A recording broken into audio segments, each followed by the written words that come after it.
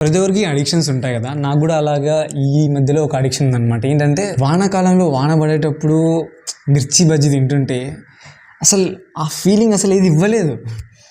1 week back ఏంటంటే నేను ప్రతిరోజు వెళ్ళి మిర్చి బజ్జీ తినడం, ప్రతిరోజు ఒక ప్లేట్ కాదు మళ్ళీ 2 ప్లేట్స్ మిర్చి బజ్జీ తినడం మంచిదే. బట్ ఏంటంటే డైట్లో ఉండేటోడికి అస్సలు మంచిది కాదు, ఒక డిసిప్లిన్ లేకుండా పోయింది.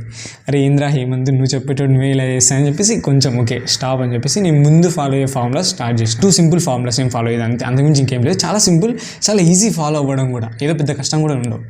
ఫస్ట్ థింగ్ ఏంటంటే 5T ఏదో పెద్ద ఉన్నట్టుంది కదా, 5T చాలా సింపుల్. ఏంటంటే 5 times ఓకే ఇప్పుడు బజ్జీ తినాలనిపించింది, నో వద్దు, అట్లా 5 times వరకు నేను రిజిస్టర్ చేసుకుంటా. మోస్ట్ ఆఫ్ ద టైమ్స్ ఏమవుతుందంటే ఫస్ట్ 2-3 times మాత్రమే చాలా కష్టం. 5th time తర్వాత అసలు నీకు తినాలన్న ఆలోచన కూడా రాదు. లిటరల్గా ఈ వీడియో కోసం ఆ బజ్జీ గుర్తొచ్చింది కానీ లేకపోతే అసలు గుర్తొచ్చేది కాదు. అండ్ సెకండ్ థింగ్ ఏంటంటే ఒక రూల్, బ్యాలెన్స్. తినకపోతే ఎలా అబ్బా, బజ్జీ తినాలి కదా.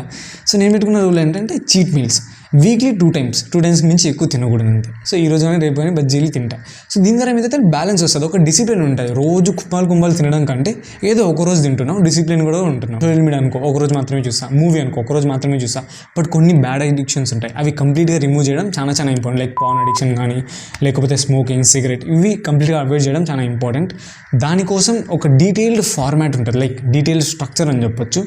దాన్ని నెక్స్ట్ వీడియోలో షేర్ చేసుకుంటాను, నేను ఇలా ఆ అడిక్షన్స్ అన్ని ఓవర్కమ్ చేసినాను. సో అదే అండి ఈ వీడియోకి. See in the next one, bye.